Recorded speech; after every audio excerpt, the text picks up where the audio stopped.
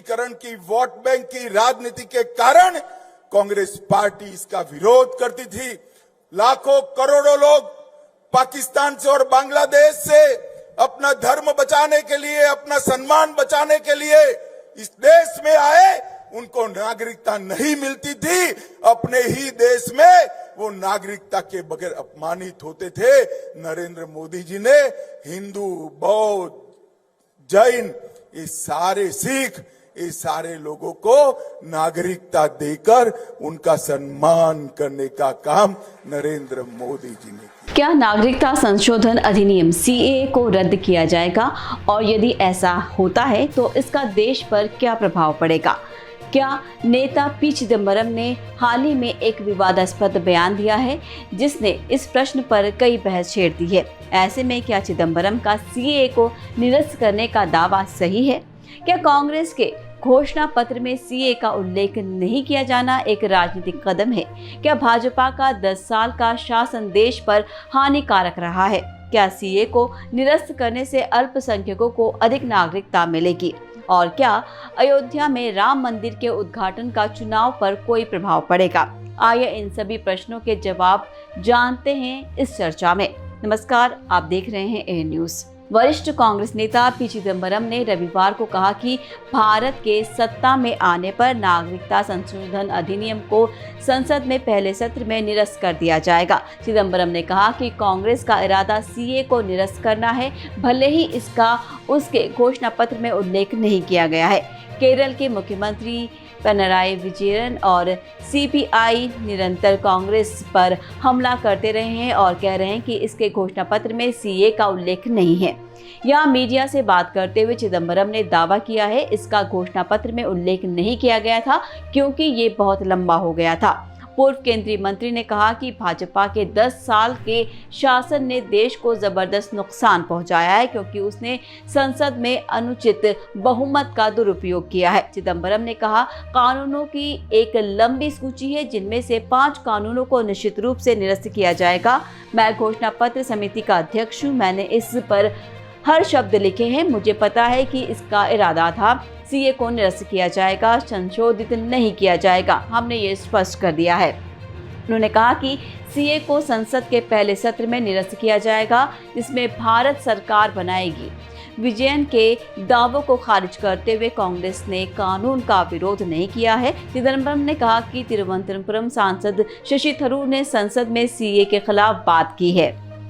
ये पूछे जाने पर कि क्या अयोध्या राम मंदिर के उद्घाटन का चुनाव पर कोई प्रभाव पड़ेगा, चिदम्बरम ने कहा कि उन्हें ऐसा होने की उम्मीद नहीं है। चिदम्बरम ने कहा, अयोध्या में अब एक मंदिर है, हमें खुशी है। लोग मंदिर चाहते थे और एक मंदिर बनकर तैयार हो गया है। कहानी का अंत यही होना था। अयोध्या में मंदिर की राजनीति या चुनाव में या देश पर शासन करने वाले व्यक्ति पर कोई भूमिका क्यों नहीं होनी चाहिए? इसकी कोई भूमिका नहीं होनी चाहिए। वहीं राष्ट्रीय सीमा सुरक्षा के मुद्दे पर वरिष्ठ कांग्रेस नेता ने आरोप लगाया कि भाजपा सरकार देश के लोगों से सच्चाई छिपा रही है कि हजारों वर्ग किलोमीटर भारतीय भूमि पर चीनी सैनिकों का कब्जा है। चिदम्बरम ने कहा, ये एक तथ्य है जिसकी पुष्टि लद्दाख के सांसद ने की है। ये एक तथ्य है जिसकी गवाही अरुणाचल प्रदेश के नागरिक देते हैं। इसके लिए ये कहना कि उन्होंने हमारी सीमाओं को सुरक्षित किया है पूरी तरह से झूठ है।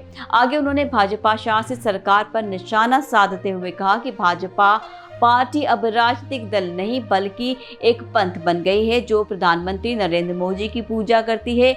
मोदी सरकार पर निशाना साधते हुए चिदम्बरम ने कहा कि मोदी शासन के 10 साल में अभिव्यक्ति की स्वतंत्रता और विचार की अभिव्यक्ति का गंभीर ह्रास हुआ है और उन्होंने लोगों से लोकतंत्र की बहाली करने का आग्रह किया है। चिदम्बरम ने कहा कि भाजपा ने 14 दिनों में घोषणा पत्र का गठन किया जो घोषणा पत्र नहीं है।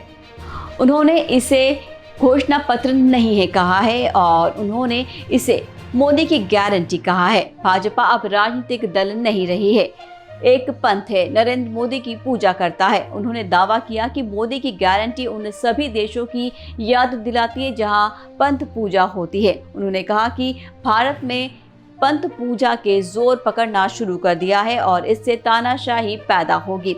उन्होंने आरोप लगाया कि भारत के उनके सहयोगी दल सीपीआई ने इस चुनाव को राज्य चुनाव की तरह लड़ रहे हैं। चिदंबरम ने कहा, और राष्ट्रीय दृष्टिकोण से भाजपा से लड़ने और दिल्ली में सरकार बनाने के लिए कौन बेहतर है, पर पूरे भारत में भाजपा से लड़ने के लिए कौन बेहतर है, ये स्पष्ट रूप से कांग्रेस है, सीपीआई-एम नहीं।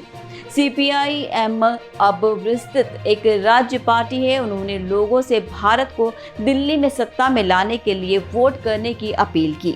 साथ ही यह स्पष्ट संवैधानिक रूप से व्यवहार है। सीए को संसद द्वारा पारित किया गया था और इसे निरस्त करने के लिए संसद के एक और अधिनियम की आवश्यकता होगी। ये भी संभव है कि सीए को अदालत में चुनौती दी जा सकती है और इसकी वैधता पर न्यायपालिका फैसला सुनाएगी। हालांकि सीए को निरस्त करने का संभावित रूप से महत्वपूर्ण सामाजिक प्रभाव हो सकता है। मुसलमानों और अन्य अल्पसंख्यक समूहों को नागरिकता प्रदान करके ये उनकी स्थिति में सुधार कर सकता है और उन्हें अधिक सुरक्षित और स्वागत महसूस करा सकता है। हालांकि यही संभव है।